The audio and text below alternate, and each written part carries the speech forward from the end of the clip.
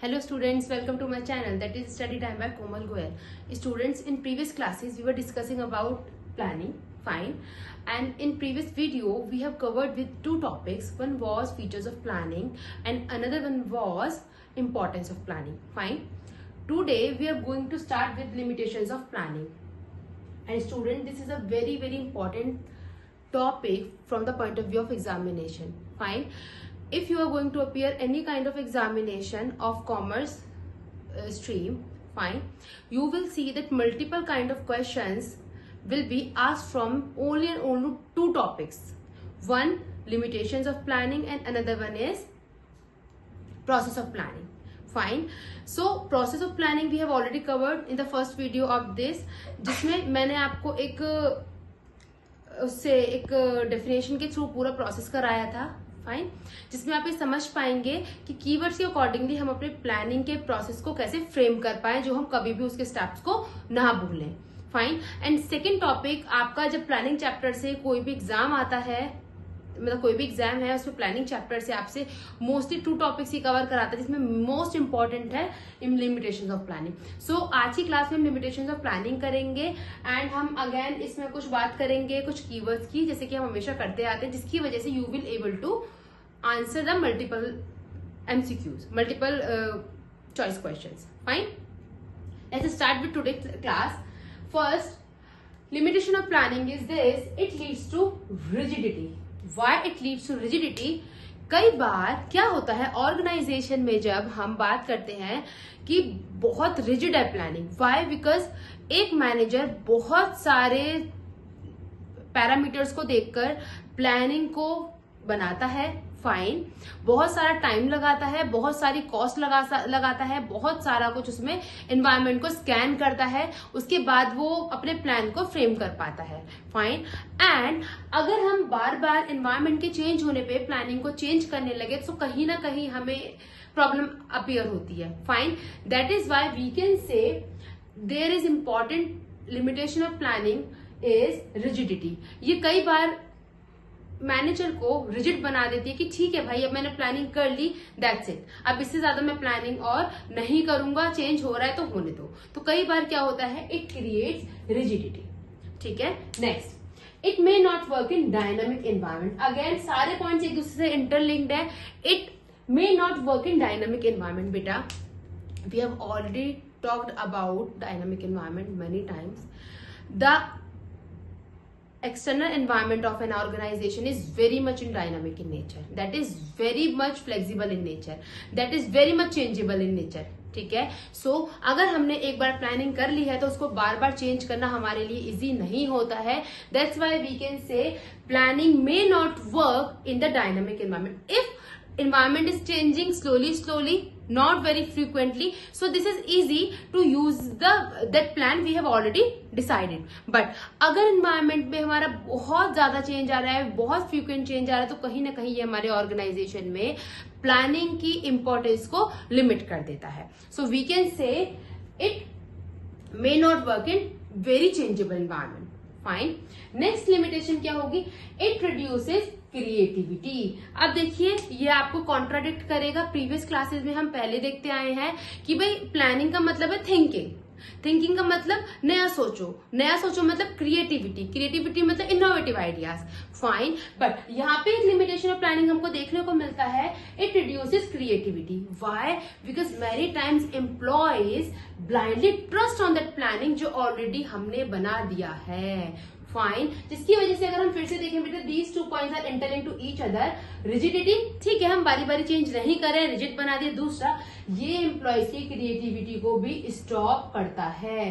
कहीं ना कहीं इसमें क्रिएटिविटी बहुत कम लगती है. हमको लगता है everything is according to plan, so we need to just follow that, we don't need to change that, fine. So it reduces creativity because employees blindly trust on the planning and they blindly follow that plan only. Done? तो innovative ideas कहीं ना कहीं हमारे यहाँ पे रुक जाते हैं, क्योंकि हमने ऑलरेडी प्लानिंग में बहुत सारी थिंकिंग कर ली. हम सोचते हैं दैट्स फाइन, अब हम इसी को फॉलो करेंगे, हम इस पर बार बार चेंज नहीं करेंगे. क्लियर है? नेक्स्ट चलते हैं. It involves huge cost. It involves huge cost. Again यहाँ पर आपको ये दोनों पॉइंट क्लब करके मैं एक बार बता देती हूँ, ये दोनों पॉइंट हम साथ में क्लब करते हैं, ह्यूज कॉस्ट एंड टाइम। इसको हम बोलते हैं planning process is very much expensive in nature. अब आपको एग्जाम में वेरी शॉर्ट में आ सकता है व्हाई प्लानिंग process या why function of planning is very much expensive in nature.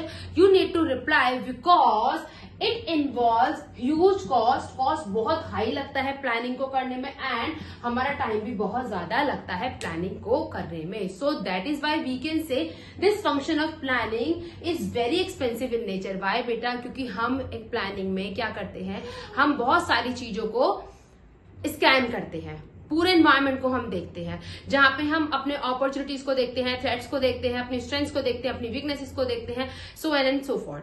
Fine. जिसमें हम क्या करते हैं, पूरे एनवायरमेंट को अगर स्कैन करने की बात आती है, this is very much expensive process. Why? Because we need to hire many experts in the organization for research. Fine. And research के लिए अगर हम लोगों को हायर करते हैं, फिर वो रिसर्च करेंगे, स्कैन करेंगे, इंप्लीमेंट करेंगे, फिर चेंज करेंगे, फिर इंप्लीमेंट करेंगे, फिर इवेल्युएट करेंगे, so and so forth.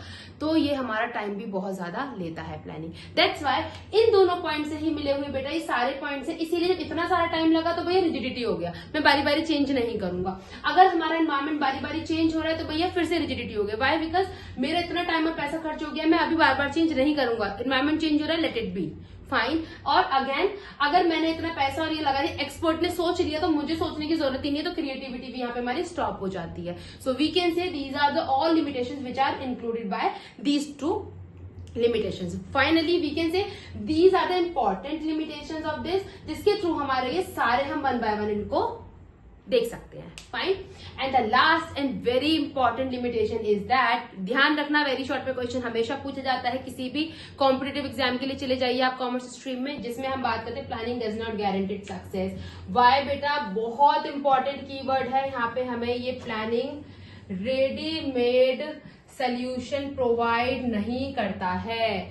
We need to think again and again again and again. We need to scan environment.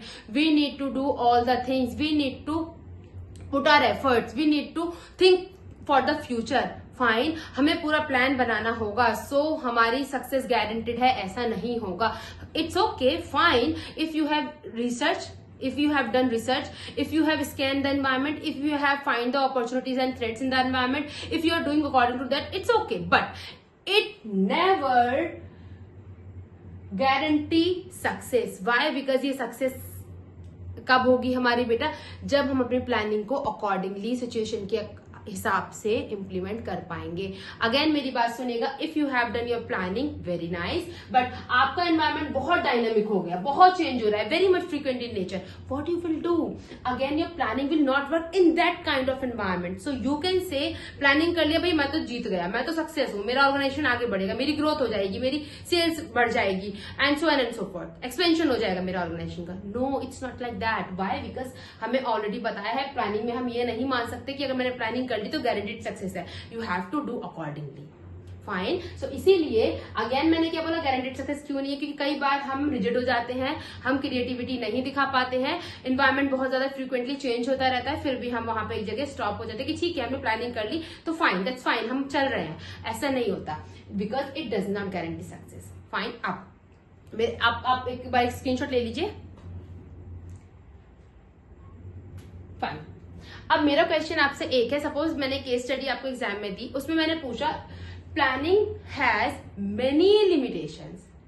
ठीक है, do we need to plan in the organisation और not? So your answer will, बहुत ध्यान से सुनिएगा, yes. Why yes? Because this is the conclusion of this. Perform this function of planning by keeping in mind the limitations of planning and then try to overcome those limitations. Fine. So बहुत importantly ध्यान रखना है. अभी तक हमने planning की अच्छी अच्छी बातें की थी टिल प्रीवियस क्लास. आज की क्लास में हमने प्लानिंग के बारे में थोड़ी सी लिमिटेशंस की बात की है, जहां पे हम कहेंगे कि उसके कुछ नेगेटिव पॉइंट्स होते हैं जो हमने डिस्कस किए हैं. बट हमें ऑर्गेनाइजेशन के लिए प्लानिंग करनी चाहिए, बिल्कुल yes, because this is the process, this is the function जो बाकी फंक्शन को एग्जीक्यूट करने में हमें एबल करता है, राइट। एंड सेकेंडली हमें प्लानिंग करनी चाहिए by keeping in mind all the limitations of planning and try to overcome those limitations which are appearing in our way.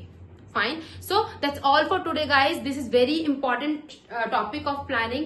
Mark my words, अगर आप कॉमर्स से रिलेटेड किसी भी कॉम्पिटिटिव एग्जाम में जाते हैं या कोई भी आप केस स्टडी आती है प्लानिंग चैप्टर से रिलेटेड, तो उसमें process of planning and limitations of planning plays very important role. So mark my words, try to understand all the limitations. इसलिए मैंने इसमें 10 मिनट्स का लगाया है टाइम, ठीक है, सो दैट आप अच्छे से समझ पाए. सो आज के लिए इतना ही. नेक्स्ट क्लास में हम नेक्स्ट टॉपिक की बात करेंगे. Thank you so much guys for watching in. Take care. Bye bye.